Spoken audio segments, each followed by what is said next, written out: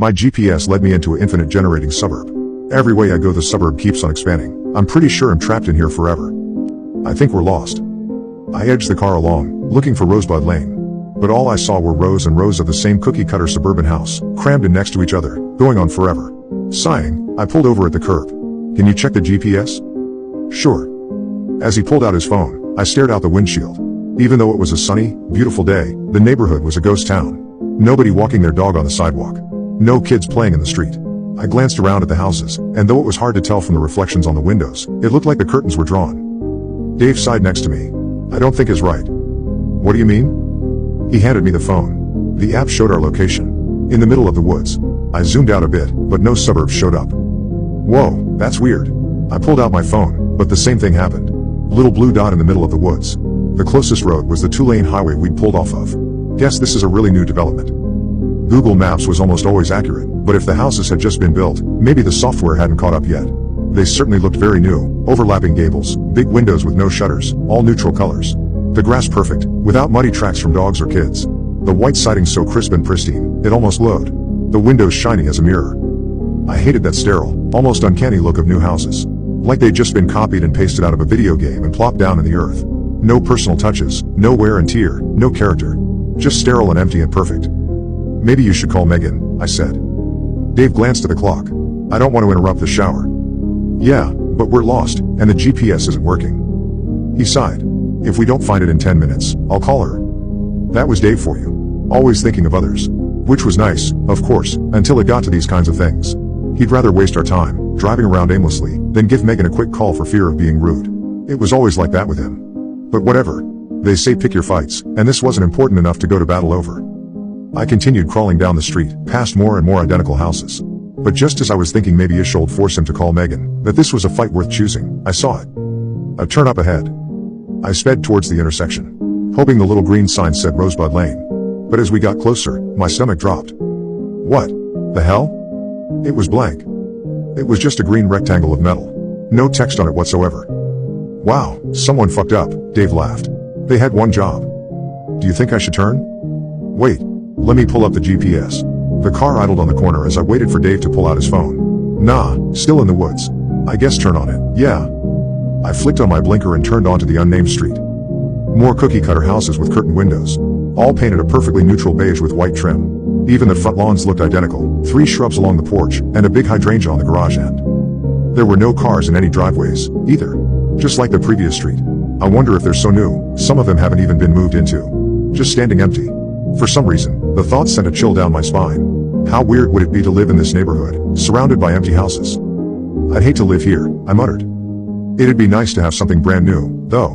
Not having everything break all the time. But every single house looks exactly the same. I shook my head. I bet they have a super strict HOA. Probably. We continued up the road.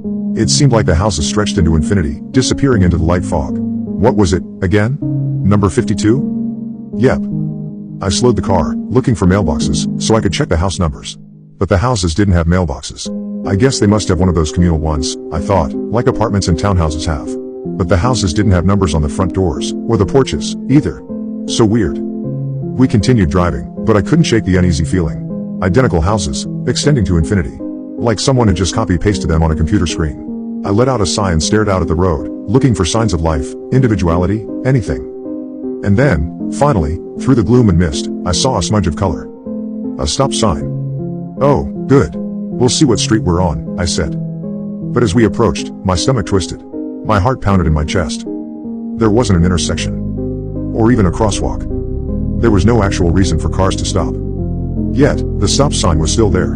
And there was another one, on the other side of the road, telling cars in the oncoming direction to stop too. There's no reason for a stop sign to be here. Maybe it's like an accessibility thing? Like, the person who owns that house is blind. So everyone needs to stop here so they don't hit them? Does that kind of thing even exist? I mean, great if it does, but I've never seen that. He shrugged. I think we should turn around. Let's just continue a little bit, Dave replied. In like 5 minutes, if we don't find it, we'll turn around. I don't know why I listened to him. I guess it's because, logically, I knew there wasn't much risk to driving around some weird neighborhood. It wasn't like we were wandering around in the middle of the woods, where we could get lost or die of dehydration or get eaten by a bear.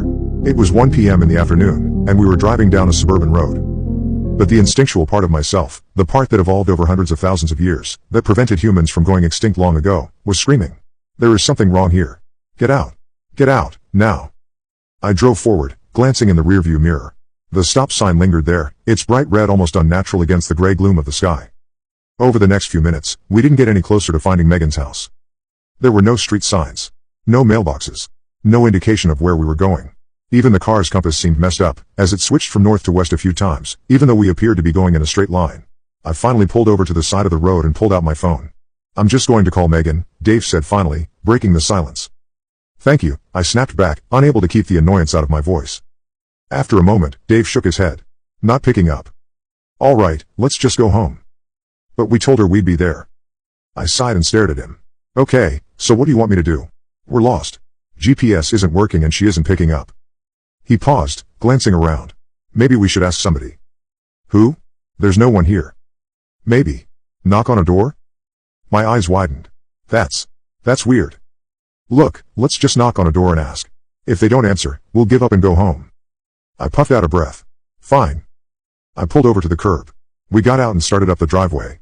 It was no longer bright and sunny, the sky was a uniform, overcast gray. And the place was so quiet. No voices, no cars passing by, no dogs barking. Just our footsteps on the pavement. We walked up to the front door. When I didn't see a doorbell, I raised a fist to knock. Thump, thump, thump. No footsteps or barking from inside. I don't think anyone's home, I told Dave. Just wait for a second. The address is definitely 52 Rosebud Lane, right? I'm like 99% positive, but I'll check. Dave pulled out his phone and scrolled. Yep. A minute went by. I knocked one more time. Then I leaned over and peered through one of the windows next to the door. Wait. What? The layout of the house was really weird. The staircase was plopped in the middle of the foyer, with empty space on either side. Beyond it, in the kitchen, there was a floor-to-ceiling tower of cabinets. Not connected to a counter or anything, just there.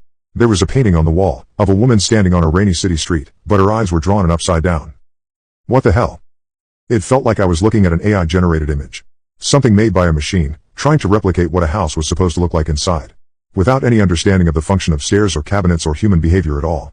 Look, I said, motioning Dave over. But he didn't share my sense of unease. Instead, he laughed. Wow. Whoever designed these houses was an idiot, he whispered. Can we go now? Yeah, okay. We headed back towards the car. As I walked around to the driver's side, though, I felt the hairs on the back of my neck prickle. The familiar feeling of being watched. I whipped around, but all I saw was the row of beige houses, staring down at me with their dark, shiny windows. We should be there by now. You must have just passed it up, Dave replied. No, we didn't. It was almost 2 p.m. now. My stomach grumbled. My shoulders hurt. I just wanted to be back home, curled up under a blanket, watching YouTube, drinking tea. We only made one turn. But somehow, retracing our steps, we hadn't intersected it yet. We hadn't even passed the weird stop sign. Nothing looked familiar, although of course everything looked familiar, because all the houses were the same house. It must just be up a little further. I just want to be home, I whined. But a few minutes later, we passed something that we definitely didn't see on the way in. A house that was different. It was on the left side of the road. Everything about it was identical to the other houses, except for the porch railing. It was installed upside down. Bolted into the underside of the roof, the banister at eye level. What the hell? I asked, slowing down the car. We both stared at the house. No builder or designer would make that kind of mistake, would they? A few houses down, there was another house that was different. This time on the right. 2 of the windows had been connected into one long, 15-foot-tall window that extended from the ground to the roof. What the fuck? Dave whispered. This isn't right, I replied, my heart pounding in my chest. And then I saw it. Just a few houses ahead of us was a mailbox. The only mailbox I'd seen on the street. And in small, gold lettering, were the words, 52 Rosebud Lane. Attached to the mailbox was a single pink balloon, fluttering in the wind. No. There's no way. It's not. It doesn't make sense. There were no cars parked on the road. No voices or music coming from inside. No indication that there was a party going on except for that one balloon. I'm calling Megan. The phone trilled in his ear. And then she picked up. Dave. Where are you guys? We're a little lost. We're in this development and. He paused. Do you have a pink balloon on the mailbox? No, she said, confused. It's the blue house on the hill. At the end of the cul-de-sac. Did you turn on Mountain Avenue? It's a little hard to get here. She continued on, but I wasn't listening. I was staring at the house. Specifically, at the upstairs window. Where a figure stood in the darkness, watching us. I started the car and made a U-turn, tires screeching against the pavement. Dave turned to me, eyes wide. Someone's watching us. From that house.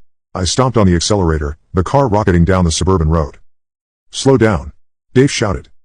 I glanced down. I was going 40. We can't, we have to get out of here. You are going to crash, damn it. Slow down. But I did have to slow down. Because up ahead, materializing out of the fog, was a stop sign. This time, a crosswalk. And a cluster of school children crossing the road. I stomped on the brakes. The car screeched to a halt. Dave and I jerked forward, the seatbelts locking us into place. My heart pounded in my chest. Then I looked up. And all the muscles in my body froze. It wasn't a group of schoolchildren.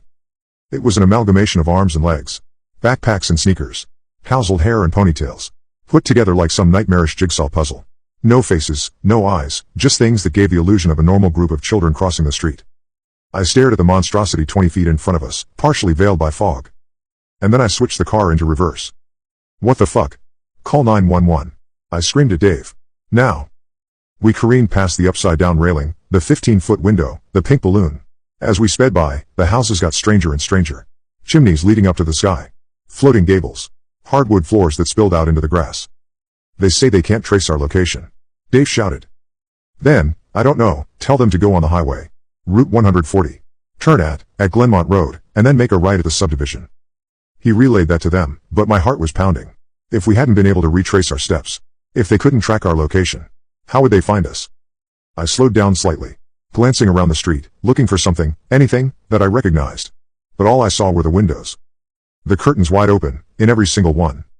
And people staring down at us. Although people was a stretch, everything about them was wrong. Their faces had all the wrong proportions, stretched and misshapen. Their eyes were set and upside down. They had far too many hands. People that looked like they had been crafted by some horrible AI. Just like the houses they lived in. It's now almost 10 p.m. The sky should be dark. But it isn't. It's the same overcast gray color. We've made so many U-turns, I've lost count. Back and forth, back and forth.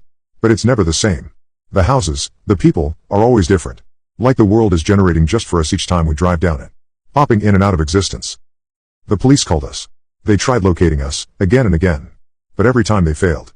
They insisted there were only acres and acres of forest where we described our location. I've used my phone to try to get other help. My parents tried to find us, too. Nothing has worked.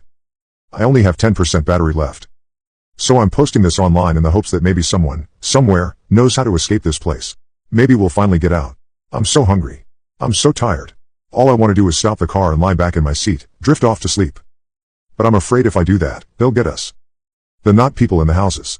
They're learning. With each hour, they look more human. More like us. And they're getting bolder. I see children standing on the front lawn, still as statues.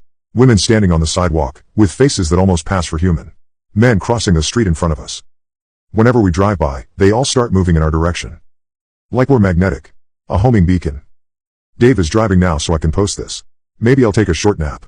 For a brief moment, I won't be trapped anymore. I'll dream of being home, curled up with a cup of tea, watching TV with Dave. I'll escape this place, if only for an hour. I'm signing off now. Hopefully someone out there, somewhere, knows how we can escape. And if not, I'll have my dreams to comfort me for a little while.